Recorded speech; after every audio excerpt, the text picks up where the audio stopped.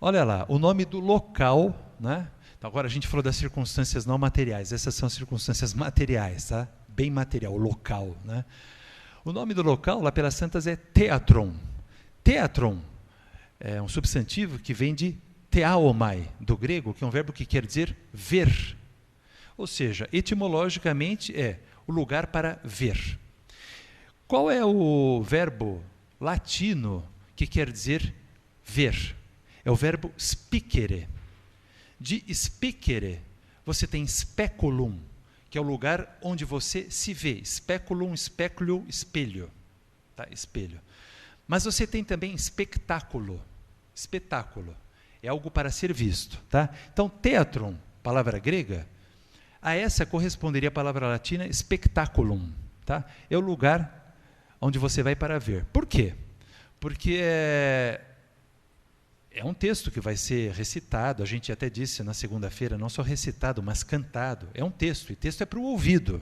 Então, por que você vai lá ver? É que nessa modalidade poética em particular, que é dramática, né, além de ouvir, por exemplo, ouvir a recitação da Ilíada e da Odisseia, além de ouvir, se vê o cenário, se vê a roupa, a indumentária dos atores, a roupa, a indumentária do coro, os movimentos que o coro faz também lá no palco. Então, tem todo um aparato visual que acompanha o texto. Tá? Então, esse texto dramático, a exibição dele para o público, tem essa peculiaridade que o distingue da apresentação dos outros textos, em que a coisa é só recitada, é só para os ouvidos, é que esse aí também é para o olhar, tá? Para os olhos. Bom, datas e locais. Eu ponho as palavras, depois eu não... Por que eu pus essas palavras aí? O teatro grego mais antigo data do início do século IV a.C.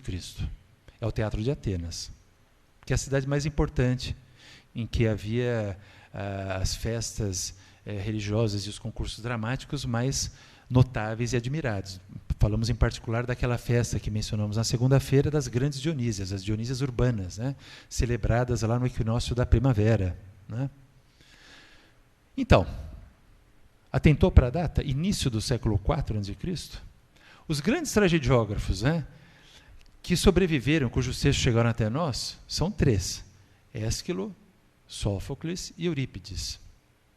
Para falar do mais velho ao mais jovem, mas que convivem, tá? Apesar da diferença de idade, convivem. Em que século mesmo? No século V. Século V? Mas o teatro mais antigo é do século IV? Eles nunca conheceram um teatro. Desculpa. Ainda no século V, a composição dramática, então não posso chamá-la teatro, porque não havia teatro. A composição dramática de todos esses grandes tragediógrafos era exibida na praça pública, na ágora. Tá? Na ágora. Pois é incrível, né? Hoje a gente tem até o fetiche, né? Por exemplo, você tem hoje, lá na Sicília, na cidade de Siracusa, um festival, né, regular. Normalmente é lá no meio do ano, junho, julho, às vezes pode ser no fim do ano.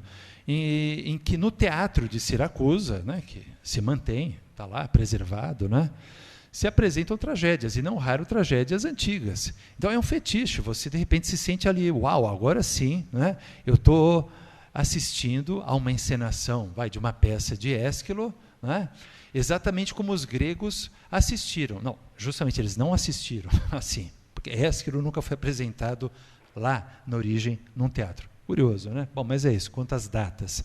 Quanto aos locais, era isso. A princípio era na praça, Agorá, depois passou a ser... O Teatro de Atenas está lá numa parte ali da encosta, da parte alta da cidade, da Acrópole, né? Por quê? Porque a encosta já tem um aclive. Né? Você sabe que hoje, quando você constrói um teatro, você constrói artificialmente o aclive.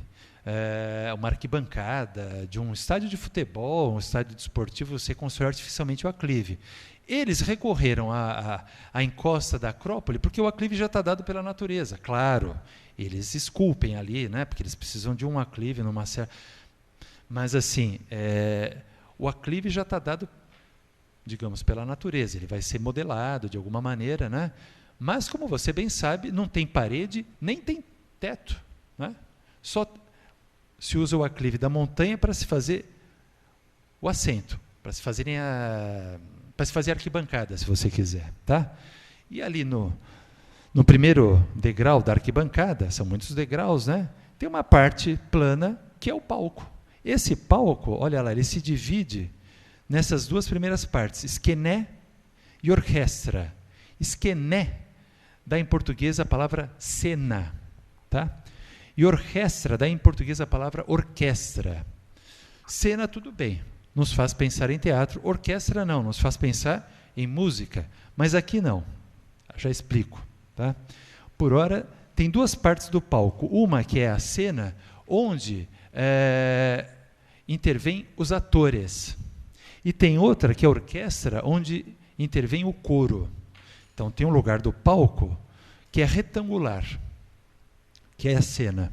Ali intervêm os atores, eles ocupam aquela parte retangular. E em frente a essa parte retangular, tem uma parte circular ou semicircular, que é a orquestra. E é ali que intervém o coro. A foto foi tirada aqui do alto, né? Do alto de uma fileira de assentos aqui, do diástoma B, né? A, desculpa, que é o mais alto. Aí depois a coisa vai descendo até o palco. Está vendo o palco lá? A parte circular, ali ela é circular, não é semicircular. É lá que ficava o coro. E atrás, a parte circular, a parte retangular. É lá que ficavam os atores. Certo? Esse teatro, você está vendo a pessoa como ela está pequenininha ali? Você imagina você sentado aqui, o ator falando alguma coisa lá, o coro falando lá, né? A gente já vai falar disso já. Mas assim, antes de mais nada, esse teatro, não sei se, apesar de a pessoa estar pequena ali, né? Apesar disso, não sei se dá para ter noção, mas cabem 17 mil pessoas aí, tá? 17 mil. O teatro de Atenas era grande também. Agora, tem outros teatros que são menores, mas esse é um dos maiores teatros, né? É impressionante isso, porque, como a gente já tinha dito, só a gente vê aí, não tem parede, não tem teto, e a acústica é perfeita.